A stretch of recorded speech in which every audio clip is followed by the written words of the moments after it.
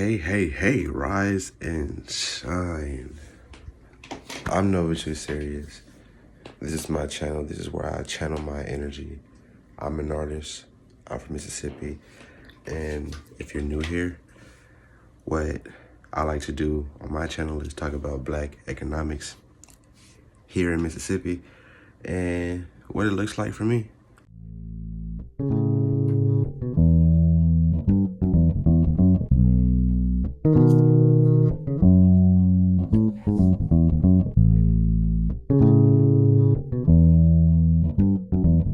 I wake up to watch the sunrise, heal my pain by looking at the blue skies. I'm alive with my God, I see two minds.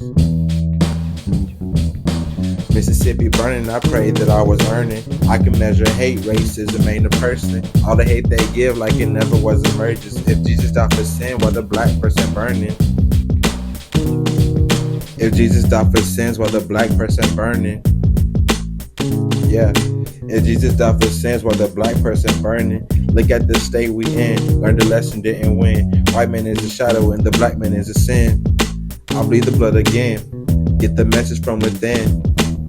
I pray for peace cause I know I'm gonna win. I pray for peace cause I know I'm gonna win. I pray for peace cause I know I'm gonna win. We pray for peace cause we know we gon' like how beneficial it is to live in the South, if you consider it a benefit. You know, some people enjoy the economics of the black community, but I feel like I'm a victim. I feel like there are a lot of victims, and I just want to talk about it. You know, I just want to put it somewhere, let it be known that there are people that have sense and are looking to better themselves. And the way Mississippi portrays the black community, it just don't seem like that. So without further ado, here I am talking about security and safety and where I'm going with my life and what I need, what kind of economics I need as not just a Mississippian, but an American, especially with what's going on in the world. And yeah, I'm just trying to figure out how to, I guess, control the narrative, because, you know, if I didn't care about the narrative, I would probably be in jail or doing some crazy stuff, which I did before, but that's just not me. I was in the mode, I was with friends, I was under pressure, and now I'm fighting that pressure. And it's still there, it's still here. I feel it daily. My anxieties go crazy, but I'm not. So let's talk about what safety and security look like for me here in Mississippi. Rise and shine, Earth stars. My name is Nova Too Serious. I'm from Mississippi, and I'm an artist. This is where I channel my energy. And here, what I like to do is talk about black traumas, black issues, black problems. So if you don't like that, like my boy said, you can get this stuff in.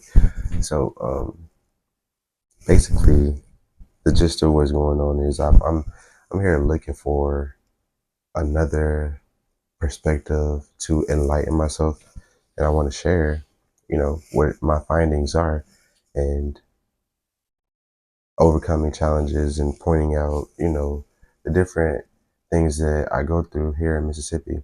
Not that it's all like something that I'm trying to get away from. I'm trying to harness this energy and turn it into something else, because I know fully well that I will still have to work for the rest of my life. I will still have, not really for the rest of my life, I still will have to create economics, regardless of if I make money or not. If I'm in jail or whatever, I'm still creating economics. So what I see my inability to create economics here in Mississippi, and I'm challenging that inability because they say this is freedom. I'm watching people walk around with all these different things, and I really don't think they got it from like freely advancing themselves. I think that there are a lot of bribes that we don't talk about. I think there are a lot of different things that, you know, lead to people's insecurity and unsafe situations. And And that's where I feel like I am. So if anything happens to me, because I don't fuck with everybody out there unless the co-parent decides that she hates me so badly. Like other than that, I'm focused on you know being a father, raise my daughter up with you know um, information and economics that she can use. And I'm starting by trying to create safety and security, not just for me, but for her and her mother, because me and her mother are not together. We co parent. So I'm trying to somewhat teach at the same time as learning and preaching, I guess. Yeah, but anyway, but what that looks like is my safety and security in Mississippi. To most people, what it would look like is defensive tactics and also an insecure look or an insecure outlook on what is happening. I'm not saying that I'm always insecure. I'm just saying that sometimes I get insecure because I'm looking for security. And I think that's how most women were whenever they were insecure. I think that's how most people were whenever they're insecure. I'm not trying to relate myself to a woman. I was just talking about the demographic that's mostly insecure in the world. Just saying. And it's not see, that's what I'm saying. Like I'm trying to get rid of that shit. I'm trying to get rid of that feeling, that thought, that systematic um judgment. And it's like I'm judging myself as I'm trying to speak to you or y'all. So it goes further, it gets deeper. I just did like a journal like rough draft on why I'm so insecure, why I'm so defensive, and I came up with the answers, and I want to share why, because you know it makes a difference. It shows that I really am trying to be a good person here. Dang, it's a lot of talking. Okay, so let's get building. I'm going to start with safety and security, because safety and security promotes and can create my insecurity, and it also gives me the reason to be defensive. Yeah. So, accuracy. Let's focus in on why there's insecurity in defensive measures. Uh, yeah, I wrote all this down, so I'm using a cheat sheet. I'm not uh, skilled at just memorizing the things that I do when I'm working, because I don't have the building blocks yet for that, but I'm working on it right now. So stay tuned for that. When it comes to accuracy, it's on that side, from my perspective, what I see is they're looking to secure economics. Yeah, because like just like I'm insecure, they're insecure, but their insecurities are shown in different ways. Their insecurities are shown in, what do you call it, supremacy, overpowering, oppression, and stuff like that, because they don't want to let go or have to work hard to keep up.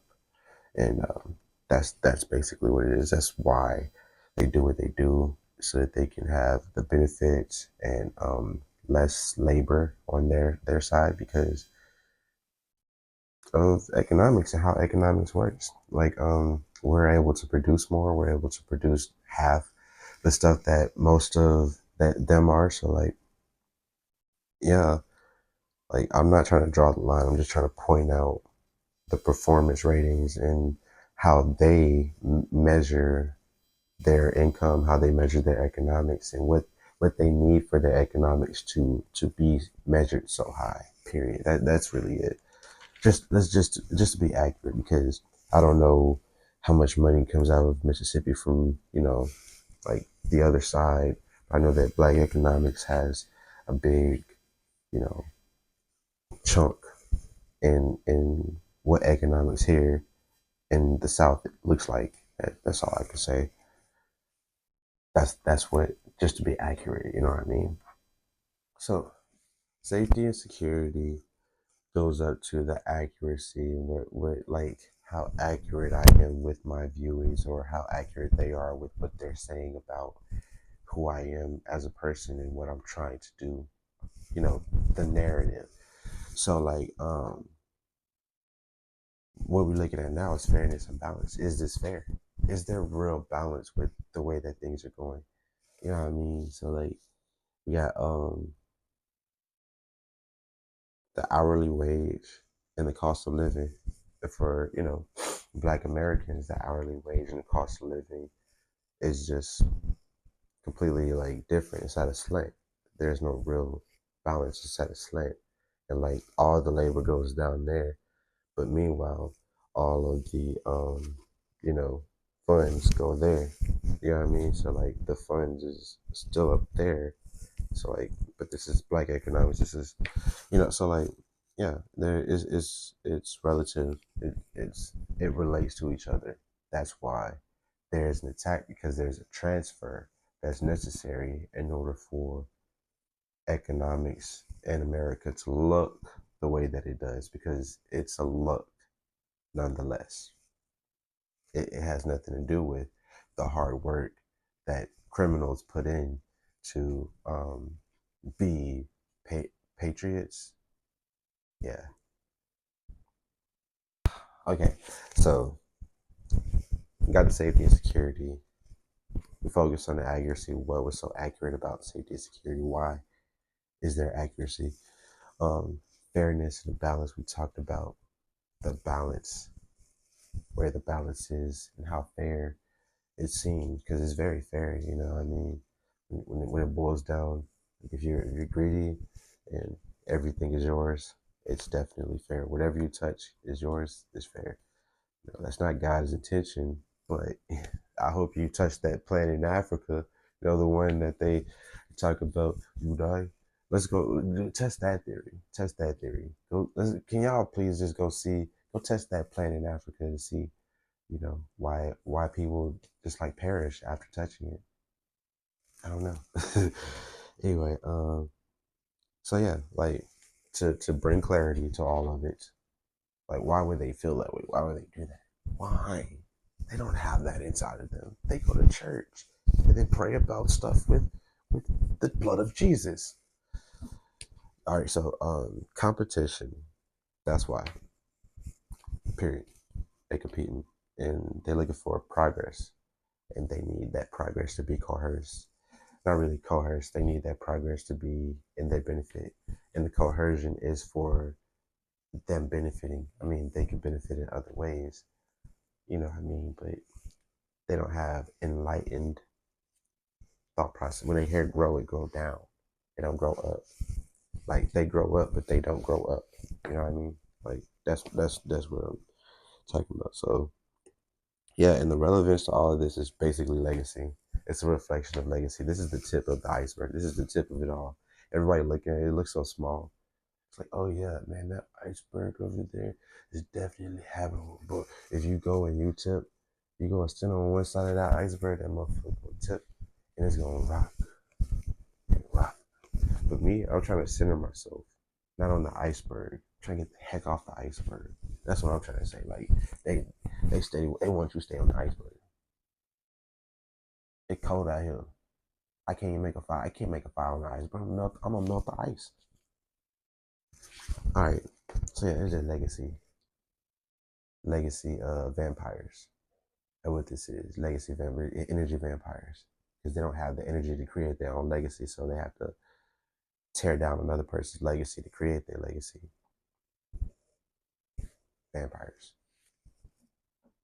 Okay, so safety, security, accuracy, fairness and balance, clarity, relevance, which is the legacy. I didn't give a timeline. I didn't talk about, you know, how all of this happened, how it led to this, but we already know the history.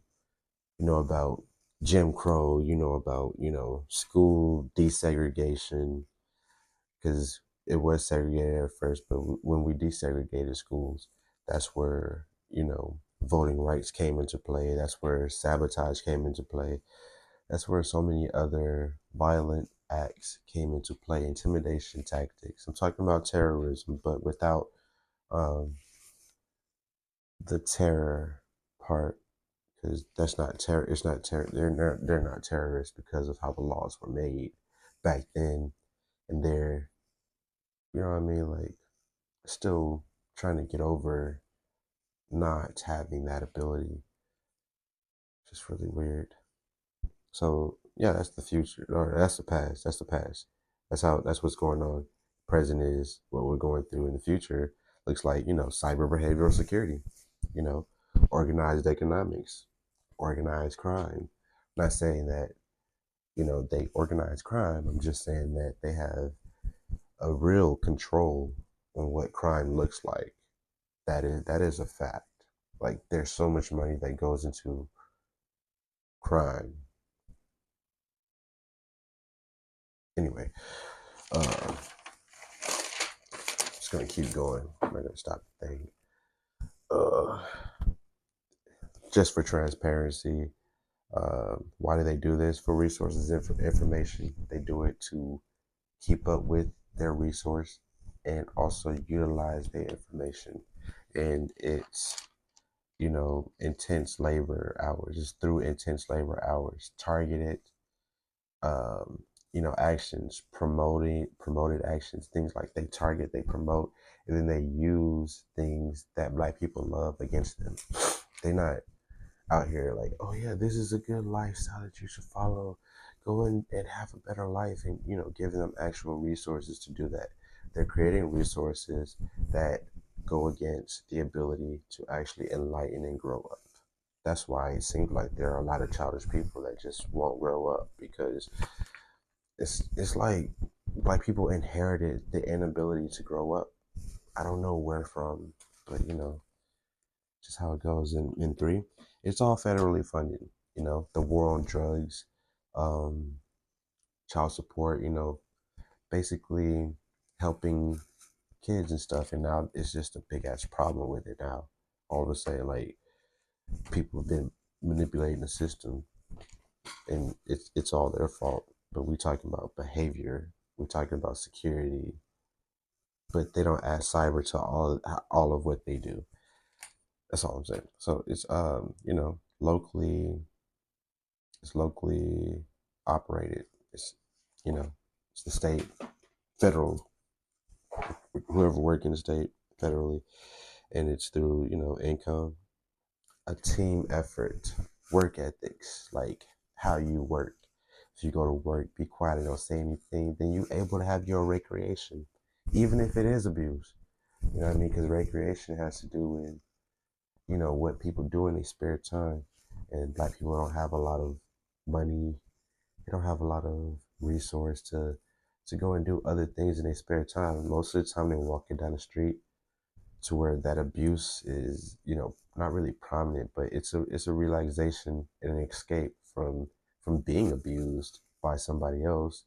Then at the same time, you have your authority and you have the ability to not really get away with it, but what I mean, like pick your situations. And I think that's where it's festering and continuing to go, because there's no real like accountability on the people that are leading these efforts to stop these things. Because if they wanted to stop it, it would be stopped, like right now with Donald Trump. But yeah, like what he's doing with DC and stuff, how he's executing National Guard and stuff. Like, we really didn't need a National Guard, but I guess that's what it boiled up to. So yeah, let's talk about ethics. Like, ethically, why would they do this? Like, why would they push drugs, violence, and child crimes onto families and then charge them through the feds? The main ones that have information on this. It's not like there are a lot of hoods in Mississippi. It's not a lot of hoods in Mississippi. It's probably like a handful. It's not even just a handful. It's probably like it's not even more than 20. I'm pretty sure it's not more than 20. I know that they don't want hoods rampant in Mississippi. So yeah, man, like, and it's all for capital, and that's through Black economics, and it creates free labor. It gives safe work conditions for people that are taking in free labor. And yeah, it's all like it's all a self-operating system. And that's what they think is completely ethical to do. Like they think it's what God wanted. They go to church and they pray to God about this stuff. Real spit. They go to church and pray to God about this, about security and safety. That's what they talk. That's what they focus on when they doing what they doing. I promise you, it ain't got nothing. To be fair, like wouldn't you do it? Cause I wouldn't. But would you do it? I'm just saying, like I don't know, man. Like, so attributions, attributions, reasons that all this stuff is happening because of greedy white communities. It's all built on black economics. And, black economics is relative to, being abandoned, sabotaged, or targeted. And with white people too, it's not just black people, but black economics apply to this because it's majority of black economics that is under this grasp, this hold, this Armstrong thing, and the independence of it all is, just to like create a system without black economics. Like, why can't they be independent? And the independence is applicable, is what I mean. Like, you can apply your independence. You don't need other people. You don't need dependence to create independence. That's all I'm saying. You don't need dependence to create independence. Like how does that work in your head? You're gonna hold families accountable for their dependence and how independent they are, but you still rely, in a sense, on the same like platform on your economics through it's it just don't make no sense to me. And it's applicable to safety and security and assets. And that's what everybody wants. That's the independence that everybody wants: safety, security, and assets. I'm using my safety and security to obtain my assets. That's the whole point. I'm not saying black people don't understand that. I'm just saying black people weren't necessarily taught it in this fashion. And the ones that were, they looking at the other black people crazy, like, y'all really gonna let these people do this stuff to you? Like, and I'm trying to do something about my life. The more I try to do something about my life, the more my rights are just taken here in Mississippi. And I want to be accountable. That's why I'm doing this. That's why I feel the way that I do, because I want to be accountable. Talk about all the things that I've done. What about the things that I'm willing to do? Talk about what I didn't do. What about all the things that I try to do? I put my effort in, and instead I get questions. I get patronized. Either that or I get criminalized. And being criminalized doesn't even have to be, oh yeah, you're a bad person, you shouldn't be doing this.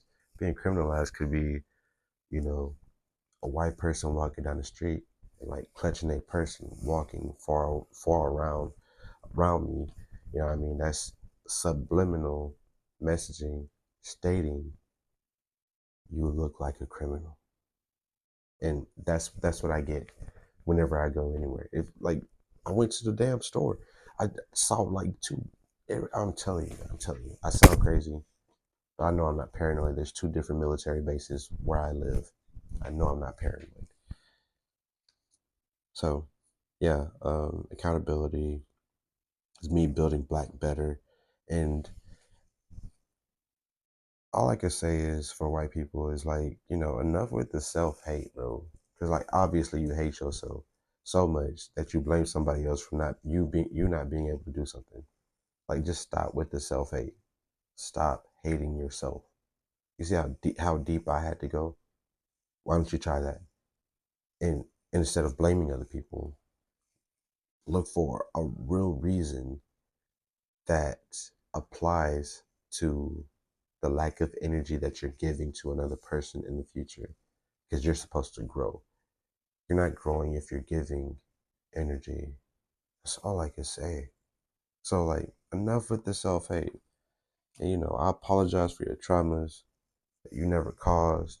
And it all boils down to us being responsible emotionally.